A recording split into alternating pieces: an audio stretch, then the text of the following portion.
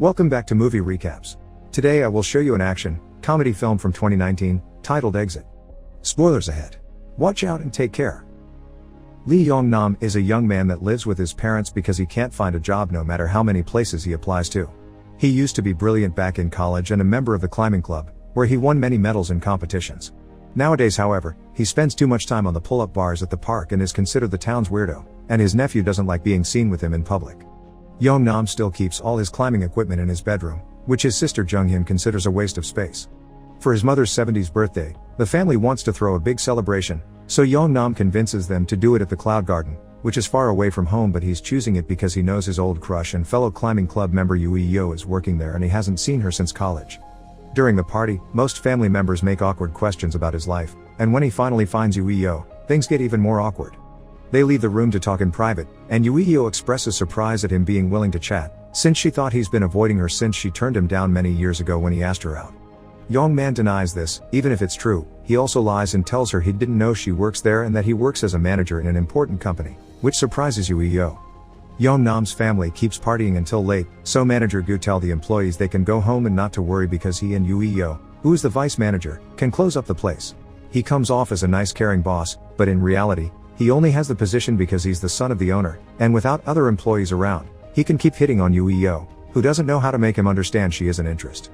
Meanwhile, in a street nearby, a masked stranger badly parks a large truck and breaks its key so nobody can move it later. Then he proceeds to open the truck's valves to release its contents, an unknown toxic gas that soon begins spreading throughout the city, killing every person that breathes it in. Chaos quickly takes over as people begin running for safety, causing accidents in the way and therefore increasing panic. People at the Cloud Garden are unaware this is happening. While Yoo Yo is on the phone with a friend that tells her Yong-nam lied to her, the family keeps on celebrating until a car crash outside sends a gas tank flying through the window. Now scared, everyone runs outside, only to find the toxic gas spreading and about to reach their block. Yoo Yo rushes them all back inside, but Yong-nam stays a moment more to find his sister, who had left to find her car.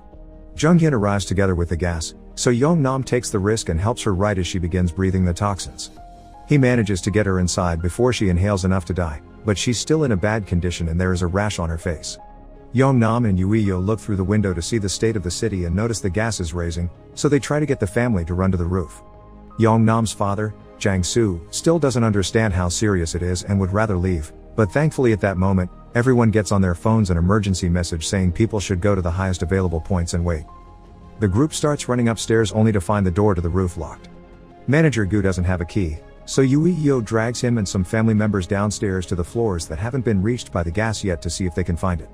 There's a TV on with a government employee explaining how to take precautions. Gas masks are good to prevent breathing this new toxic mist, but they only are good from 10 to 15 minutes. Covering the body as much as possible is also necessary to avoid rashes and blisters. The helicopters are going around rescuing people, but there's no need for citizens to flood them with messages. They'll be rescued as they find them on the way, not in order of calling.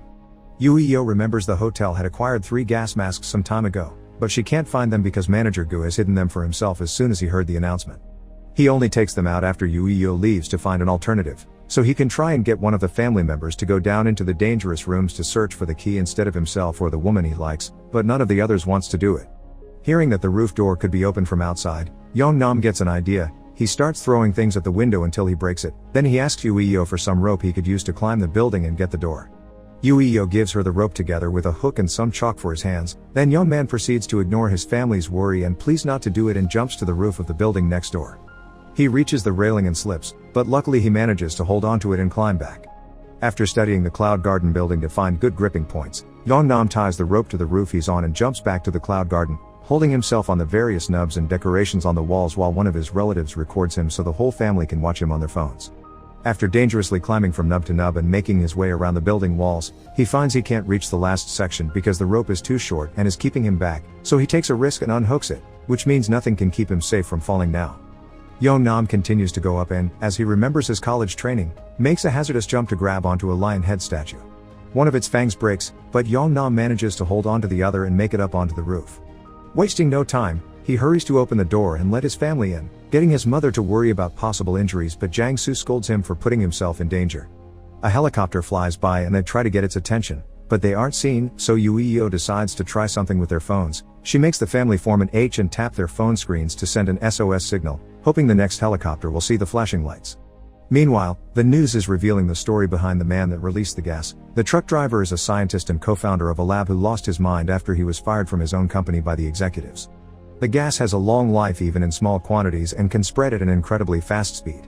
Yeongnam's family continues to do their phone light show, but it isn't working, so two of the cousins bring the karaoke microphone and speaker to see if they can be heard. What finally gets the helicopter's attention, however, is Yoo making the Cloud Garden street signs flicker. The rescuers allow the whole family to get in except for one person because of the weight limit, and since Yoo is the one staying behind, Yeongnam decides to stay with her and together they watch the helicopter fly away as they begin to cry. After Yeongman promises Yoo that he'll get a good job after all this is over, they keep trying to get the attention of various helicopters to no avail. Seeing as the gas is raising inside their building too, they come up with a plan to leave the place.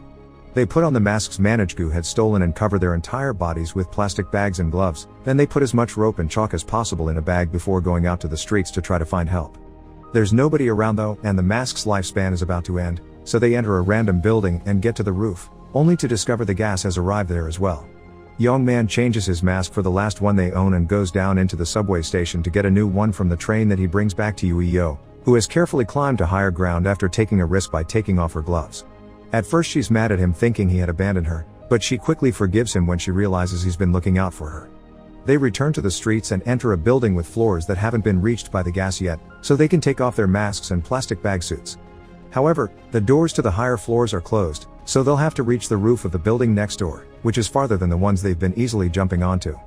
They take some weights from the gym there and tie them to the rope so they can throw them across the gap and make them stay straight and tense for easier and safer climbing. Yoo goes first since she's lighter and successfully makes it to the other side. When Yeongman's turn comes, however, things get complicated. The gas is reaching this roof too because it's entered the ventilation system, so Yeongman goes back to retrieve the masks and throws more rope with a heavier weight to be able to cross faster.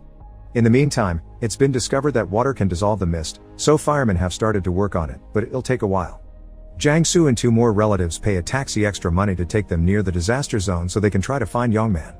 There, they find two men working for a news station, using a drone to enter the dangerous area and find something interesting to stream, so Jang-soo pays them to find his son with it. Yeongnam and Yoo reach the roof of a new building, where there was a market going before tragedy struck.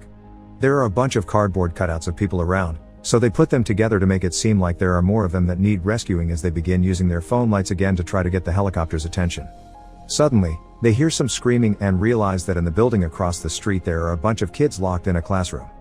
Yoo tries to indicate to them how to use the fire escape, but a kid almost dies trying.